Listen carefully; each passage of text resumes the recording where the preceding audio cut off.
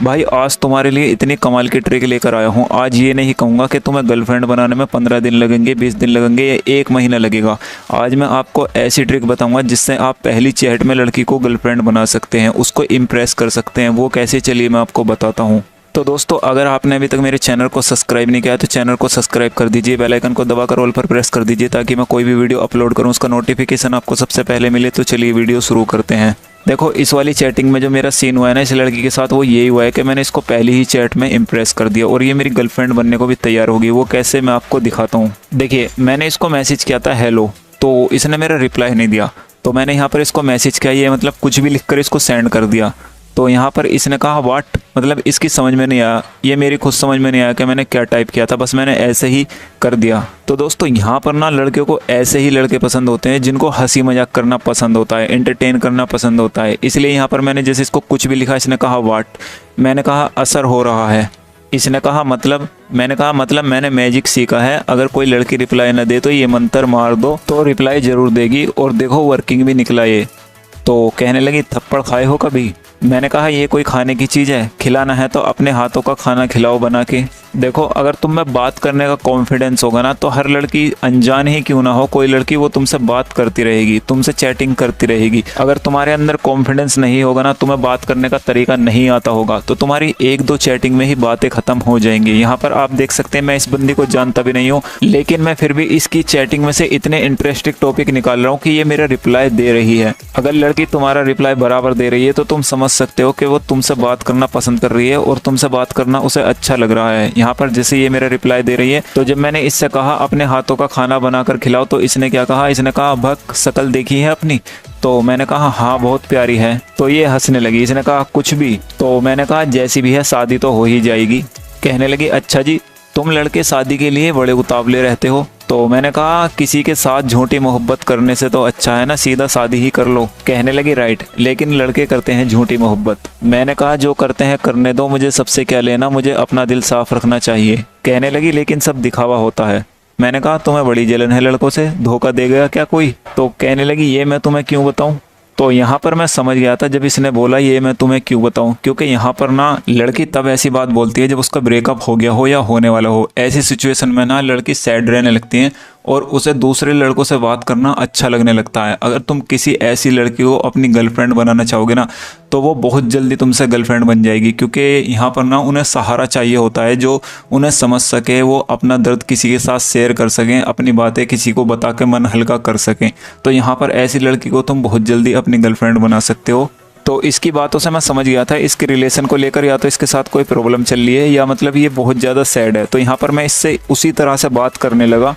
तो जब इसने कहा ये मैं तुम्हें क्यों बताऊं, तो मैंने कहा मैं समझ सकता हूं यार, और मैं तुमसे पूछने के लिए फोर्स भी नहीं करूंगा, क्योंकि हमारी ज़िंदगी में कोई ना कोई ऐसा ज़रूर आता है कि हमें ऐसा सबक सिखाकर चला जाता है, फिर हम चाहकर भी ज़िंदगी में किसी पर भरोसा नहीं कर पाते।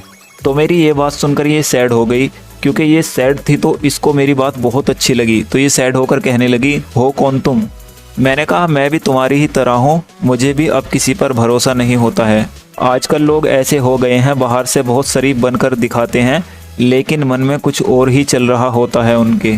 कहने लगी हाँ राइट, ऐसा क्यों लग रहा है कि तुम मुझे जानते हो। यहाँ पर मैं इससे इस तरह से बात कर रहा था कि इसको मेरी बातों में बहुत ज़्यादा अपनापन लग रहा था, तो इसने इसलिए पूछ ही लिया कि ऐसा क्यों लग रहा है कि तुम मुझे पहले से जानते हो। मैंने कहा नहीं यार, मैं नहीं जानता तुम्हें, बस तुमको एक्टिव देखा तो मैसेज कर दिया, लेकिन मुझे लगा नहीं था तुम रिप्लाई दोगी, लेकिन तुमने मुझसे बात की, मुझे बहुत अच्छा लगा। कहने लगी हाँ तुम्हारे साथ क्या हुआ था। तो जब मैं इससे ऐसी बातें कर रहा था तो इसको लगा मेरा भी ब्रेकअप हुआ है या मेरे साथ कुछ ऐसा हुआ है जिससे मेरा लोगों पर से भरोसा हट गया। तो यहाँ पर इसने पूछ लिया कि तुम्हारे साथ क्या हुआ था। तो मैंने इससे कहा क्या फ़र्क पड़ता है, वैसे भी बातों को दोहराने में तकलीफ़ ही होती है। तो कहने लगी हाँ राइट, आप बिल्कुल मेरी तरह हो, अपनी फ़ोटो सेंड करो। तो भाई यहाँ पर जो ना, अगर ऐसी लड़की आपको मिल गई ना जिसका रिसेंटली ब्रेकअप हुआ हो, तो वो ऐसा लड़का ढूंढती है मतलब जो बिल्कुल उसी की तरह हो, उसके साथ भी कुछ गलत हुआ हो। तो वो यहाँ पर ऐसा ही लड़का ढूंढती है जिसका रिसेंटली ब्रेकअप हुआ हो या किसी लड़की ने उसको धोखा दिया हो। तो ऐसी लड़की को इम्प्रेस करना कोई मुश्किल नहीं होता है, ऐसी लड़की बहुत जल्दी गर्लफ्रेंड बन जाती है। तो यहाँ पर आप देख सकते हैं अब ये मतलब मेरी बात इसको अच्छी लगने लगी तो कहने लगी अपनी फ़ोटो सेंड करो। तो यहाँ पर मैंने अपनी फ़ोटो सेंड कर दी तो कहने लगी नाइस, अच्छे दिखते हो। तो यहाँ पर मैंने फ़ोटो दिखाकर अनसेंड कर दी थी। मैंने कहा थैंक्स, अच्छे तो सभी लोग दिखते हैं आजकल, लेकिन दिल भी तो अच्छा होना चाहिए ना। कहने लगी हाँ बिल्कुल। इसने कहा मुझे कॉल कर सकते हो क्या? तो भाई यहाँ पर ये डायरेक्टली मतलब कॉल का बोलने लगी। मैंने पूछा अभी? तो इसने कहा हाँ क्यों? मैंने कहा अभी मैं फ्रेंड के पास बैठा हूँ, चैट कर सकता हूँ, थोड़ी देर में करूँ क्या कॉल? क्योंकि भाई जिस टाइम ये मतलब मेरी इससे चैटिंग हो रही थी उस टाइम में मतलब फ्रेंड के पास तो नहीं था, लेकिन फैमिली के पास बैठा था, मैं कॉल नहीं कर सकता था। तो कहने लगी ओके, तुम करते क्या हो? तो यहाँ पर ये मतलब मेरे बारे में पूछने लगी, क्योंकि इसको अभी बंदे की तलाश है, किसी अच्छे लड़के की। तो यहाँ पर जैसी मैंने इससे बातें की, अगर तुम भी इसी तरह से किसी मतलब ब्रेकअप हुई लड़की से बातें करोगे ना, तो ऐसी लड़की चाहती है कि उनका कोई जल्दी से अच्छा सा बीएफ बन जाए, जिससे वो अपनी बातें शेयर कर सकें, अपना पर्सनल मैटर शेयर कर सकें। तो ऐसी लड़की इम्प्रेस होने में या गर्लफ्रेंड बनने में ज़्यादा वक्त नहीं लगाती हैं।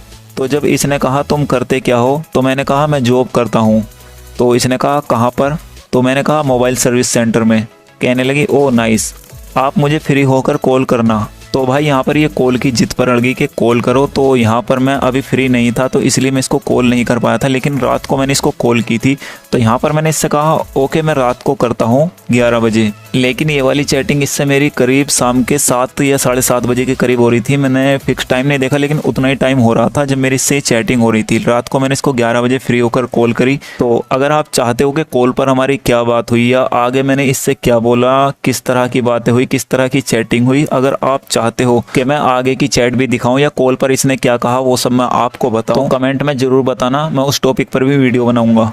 आई होप वीडियो आपकी समझ में आ गई होगी। अगर वीडियो पसंद आई तो इस वीडियो पर अपना एक प्यारा सा लाइक जरूर देना। चैनल पर नहीं हो तो सब्सक्राइब जरूर करना। मिलता हूँ अगली वीडियो में।